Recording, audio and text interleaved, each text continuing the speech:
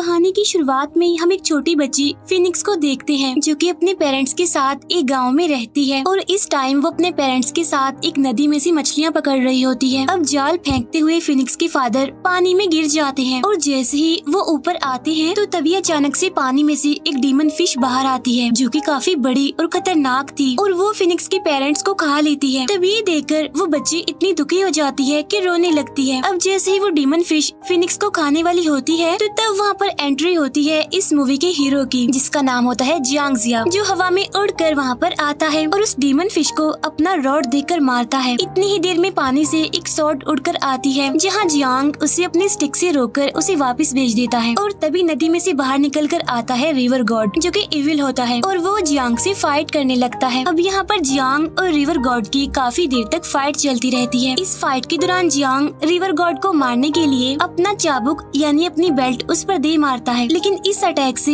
River God को कुछ नहीं होता और वो बच जाता है। लेकिन जियांग की बेल्ट से नदी का बहुत सारा पानी गांव के बहुत सारे लोगों पर गिर जाता है जिससे कई गांव वाले मारे जाते हैं। लेकिन ये बात जियांग को पता नहीं चल पाती कि उसकी बेल्ट को यूज करने से इतने लोग मारे गए हैं। तभी जियांग रिवर गॉड को अपनी बेल्ट से मारने के बाद नदी के पास ही एक वोल्केनो में धकेल देता है और अपने स्पेल्स का यूज करके उसे वहीं पर ही कैद कर देता है। नेक्स्ट सीन में हम देखते हैं कि जियांग अपनी विक्ट्री से काफी खुश है, लेकिन तभी आसमान से एक आवाज आने लगती है और आवाज के साथ ही उस पर थंडर गिरनी स्टार्ट हो जाती है। फिर वो आवाज जियांग से कहती है कि तुमने अपने फायदे और जीत के लिए बहुत सारे मासूम लोगों की जानें ली हैं और ये इतनी बड़ी गलती है कि इस पर माफी नहीं बनती, यानी तुम्हें इस गलती के लिए माफ नहीं किया जाएगा। सजा के तौर पर तुम्हारे ऊपर 15 सालों तक बिजली गिरती रहेगी और अब हमेशा के लिए तुम मॉर्टल हो जाओगे, यानी बाकी ह्यूमन बींग्स की तरह, इंसानों की तरह। इसका मतलब ये था कि जियांग पहले इमोर्टल था, यानी कि उसकी मौत कभी भी ना होती। तब जियांग परेशान होकर चिल्लाकर कहता है, मैंने कोई गुनाह नहीं किया है, मैंने किसी मासूम की जान नहीं ली और जिसको मैंने मारा है इन रिवर गॉड को, वो कोई मासूम, कोई बेकसूर नहीं है, बल्कि वो इविल है, वो बहुत बुरा है, उसने बहुत सारे लोगों की जान ली है और बेकसूर मासूम तो मैं हूँ जिसे इतनी बड़ी सजा मिल रही है। अब यहाँ पर जियांग उसके साथ ऐसा ना करने के लिए चिल्लाता रहता है, लेकिन अनलकीली तब तक वो आवाज जा चुकी थी। और अब इसके बाद कहानी में हम सीधा 15 सालों बाद का टाइम देखते हैं जहाँ हमें वही बच्ची फिनिक्स दिखाई देती है जो कि अब बड़ी हो चुकी है। फिनिक्स एक पहाड़ी पर चढ़कर हर्ब्स तोड़ने की कोशिश कर रही थी और तभी हम देखते हैं कि आसमान से एक आग का गोला जमीन की तरफ तेजी से आ रहा है और जब फिनिक्स चेक करने के लिए वहाँ पर जाकर देखती है तो उसे वहाँ पर जियांग मिलता है काफी बुरी हालत में, क्योंकि वो काफी इंजर्ड था, उसकी बॉडी से खून बह रहा था। अब फिनिक्स उस टाइम तो उसे होश में नहीं ला पाती, लेकिन वो फौरन उसे अपने घर ले जाती है। अब इसी गाँव में हम रॉकी नाम की एक और लड़के को देखते हैं और ये लड़का रॉकी फिनिक्स को पसंद करता था और उस टाइम वो अपने दोस्तों के साथ फिनिक्स के घर के अंदर झांक रहा होता है, जहाँ वो देखता है कि फिनिक्स के बेड पर एक आदमी लेटा हुआ है और उसके पास फिनिक्स बैठी है। तब ये देखकर रॉकी को गुस्सा आता है और वो जेलस होने लगता है, इसीलिए मौका मिलते ही वो जियांग को उठाकर जंगल में ले जाते हैं। यहाँ पर रॉकी जियांग पर गुस्सा करने लगता है कि तुम स्ट्रेंजर हो, हम तुम्हें नहीं जानते, इसीलिए तुम हमारे गाँव को छोड़कर कहीं दूर चले जाओ। जिस पर जियांग कहता है कि मैं नहीं जाऊँगा, मेरी मर्जी, मैं जहाँ मर्जी जाऊँ, जहाँ मर्जी रहूँ, इसे तुम्हें क्या प्रॉब्लम है। जियांग के ऐसा कहते ही वो तीनों उसे पकड़ लेते हैं और उसे मारने लगते हैं, जहाँ जियांग अपने डिफेंस के लिए कुछ भी नहीं कर पाता और उसकी हालत खराब होने लगती है। तब उसे रियलाइज होता है कि सजा मिलने के साथ साथ उसकी सारी पावर्स भी जा चुकी हैं। फिर हमें रात के टाइम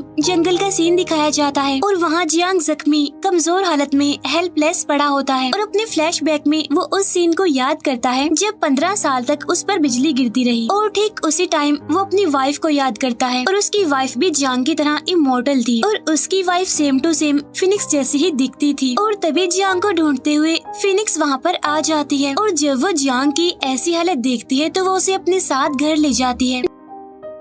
नेक्स्ट सीन में हम देखते हैं कि गांव की एक लेडी नदी के किनारे कपड़े धो रही थी, लेकिन तभी पानी में उसे कुछ हलचल होती हुई फील होती है। लेकिन तभी वो डीमन फिश पलक झपकते ही उस पर अटैक करती है और उसे खा लेती है और वापस से पानी में चली जाती है। अब इस औरत की मौत की वजह से गांव के सारे लोग काफी भड़क जाते हैं, काफी गुस्से में आ जाते हैं और फिनिक्स से कहते हैं कि उस आदमी को अपने घर से बाहर निकालो। हमें लगता है कि इसी की वजह से डीमन फिश यहाँ पर आई है और हमारे गाँव की उस औरत को खा गई। तो फिनिक्स उन सबको समझाती है और उन्हें रोकती है, लेकिन वो सभी जियांग को उठाकर डीमन फिश के पास फेंकने के लिए चले जाते हैं। वो देखते ही देखते जियांग को नदी में फेंक देते हैं और जब डीमन फिश जियांग पर अटैक करने के लिए वहाँ पर आती है, तब जियांग उसके मुंह में जाने से बचकर उसके सर पर चढ़ जाता है। अब डीमन फिश जियांग को उठाकर पानी से बाहर फेंक देती है और आसपास गांव के जितने भी लोग खड़े थे उन्हें शक करने लगती है, यानी उन्हें अपने अंदर समाने लगती है। तब ये देखकर डरते हुए सभी लोग वहाँ से भागने लगते हैं, लेकिन एक बच्ची वहीं पर ही गिर जाती है और अब डीमन फिश उसे शक करने लगती है। डीमन फिश उस बच्ची को हवा में कर देती है। उससे बचाने के लिए फिनिक्स उसकी तरफ बढ़ती है और उसे पकड़ लेती है, लेकिन अब डीमन फिश उन दोनों को ही शक करने लगती है, जिससे वो दोनों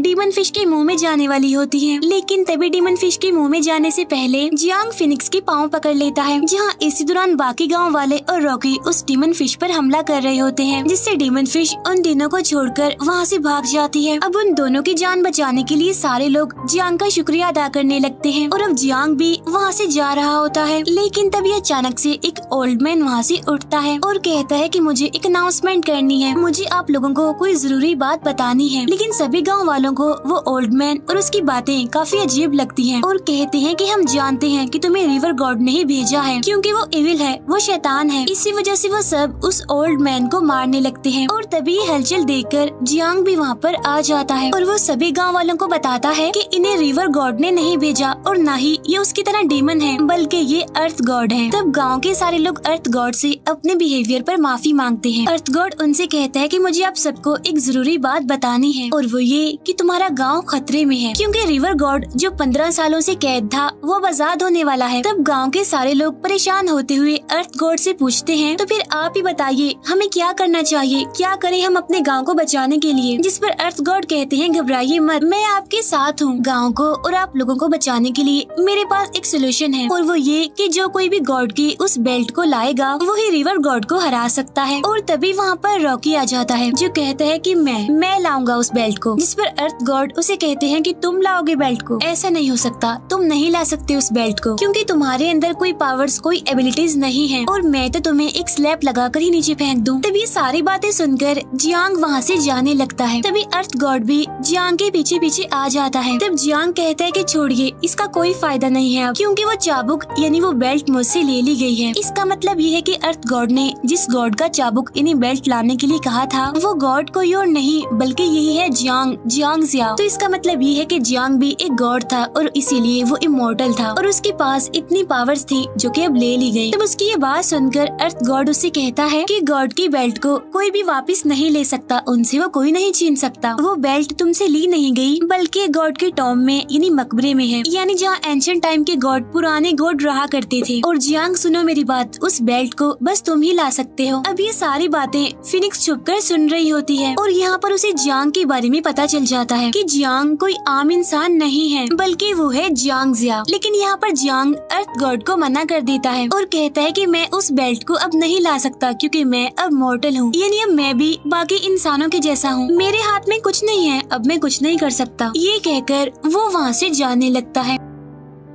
अब हम रात का सीन देखते हैं जहाँ पर जियांग अकेला बैठकर कुछ सोच रहा होता है, लेकिन तभी उसके पास फिनिक्स आती है और उसे बताती है कि मैंने तुम्हारी और अर्थ गॉड की बातें सुन ली हैं और अब मैं ये बात जान गई हूँ कि तुम्हें जियांग जिया हो। जियांग उससे कहता है कि अगर तुम्हें ये बात पता चल गई है तो प्लीज तुम इसे किसी और को मत बताना कि मैं ही जियांग जिया हूँ। अब यहाँ उन दोनों की बातें रॉकी और उसके बाकी साथी भी सुन लेते हैं और फिर अगली सुबह पूरे गाँव को पता चल जाता है कि यही जियांग ही असल में जियांग जिया है। और तभी अर्थ गॉड भागते हुए वहाँ पर आते हैं और वो सभी को बताते हैं कि हमारे पास टाइम बहुत ही कम है, रिवर गॉड कभी भी उस स्पेल को तोड़कर वहाँ से आजाद हो सकता है, यानी वोल्केनो से जहाँ पर जियांग ने उसे कैद किया था। अब किसी न किसी को गॉड का वो बेल्ट लाना ही होगा। तब यहाँ पर जियांग मान जाता है और कहता है कि मैं जाऊंगा वहाँ पर उस बेल्ट को लाने के लिए। जहाँ अर्थ गॉड अपनी स्टिक की मदद से वहाँ पर एक पोर्टल ओपन करते हैं जिसमें फौरन जियांग जिया चला जाता है, लेकिन फिनिक्स नहीं चाहती थी कि जियांग वहाँ पर जाए जाए, इसीलिए जियांग के पीछे पीछे वो खुद भी चली जाती है। जहाँ उन दोनों को जाता हुआ देख रॉकी भी उनके पीछे पीछे पोर्टल में चला जाता है। और वो तीनों जैसे ही पोर्टल के अंदर जाते हैं तो वहाँ उनके सामने एक काफी बड़ा डीमन आ जाता है। तब रॉकी उसे देखकर डरते हुए पूछता है, ओह गॉड ये कौन है? जिस पर जियांग उसे बताता है कि ये है डीमन किंग। और तभी डीमन किंग को उन तीनों की आवाज सुनाई देती है और वो उन पर अटैक कर देता है। उससे बचने के लिए जियांग भागकर अपने चारों तरफ स्पेल्स का एक सर्कल बनाता है। वही सर्कल वो फिनिक्स और रॉकी के चारों तरफ भी बना देता है और कहता है इन स्पेल्स की मदद से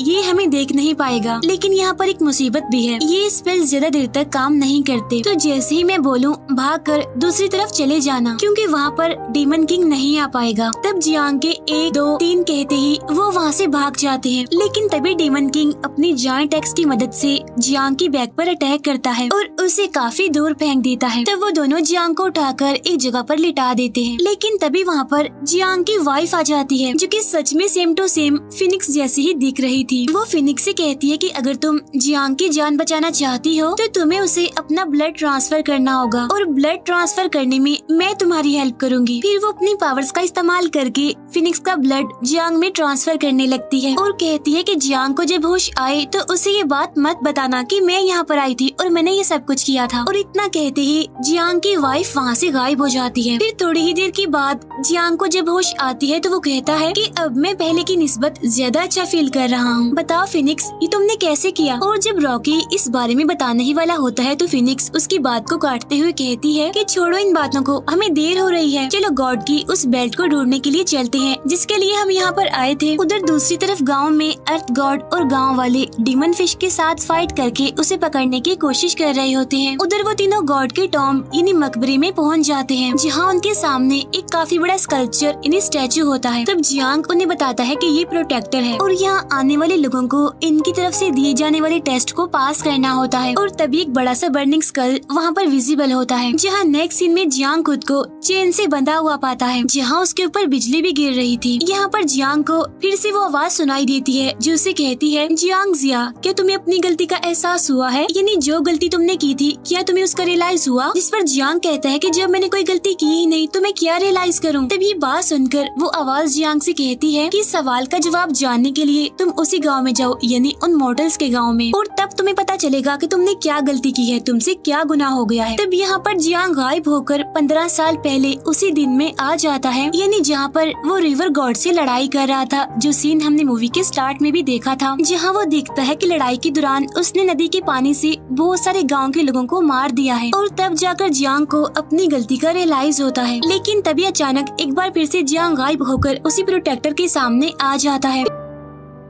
फिर थोड़ी ही देर के बाद वो बेल्ट उसके सामने विजिबल हो जाती है जहाँ वो बर्निंग स्कल उसे कहता है कि जियांग तुम्हारे सामने एक इम्तिहान है, तुम्हें 2 चीजों में से एक को चूज करना होगा, या तो तुम्हें इस बेल्ट को चूज करना होगा या गांव वालों की जानों को। जिस पर जियांग हैरान होते हुए कहता है कि ये कैसा टेस्ट है, मैं कभी भी इस बेल्ट के लिए गाँव वालों की जान नहीं लूंगा। उधर हम गाँव में देखते हैं जहाँ पर रिवर गॉड आ गया है और उसने आते ही अर्थ गॉड पर अटैक कर दिया है। फिर रिवर गॉड अर्थ गॉड को मारने ही वाला होता है कि तभी उसके सामने आ जाता है जियांग जिया और अपनी थोड़ी बहुत बची हुई पावर से रिवर गॉड का सामना करता है, जहाँ रिवर गॉड जियांग को मारने के लिए अपना रॉड फेंकता है, जहाँ पर जियांग की जान बचाने के लिए फिनिक्स उस रॉड के सामने खुद आ जाती है और उस अटैक को वो अपने ऊपर ले लेती है और वो रॉड सीधा उसके आर पार हो जाता है और फिनिक्स इंजर्ड होकर जियांग की गोद में गिरती है। यहाँ पर वो जियांग से कहती है कि जब मैं पहले दिन तुमसे मिली थी मुझे तुम तभी से पसंद आ गए थे, और इतना कहते ही वो बेचारी मर जाती है। अब रिवर गॉड एक बार फिर से जियांग को मारने के लिए आगे बढ़ता है, लेकिन तभी आसमान से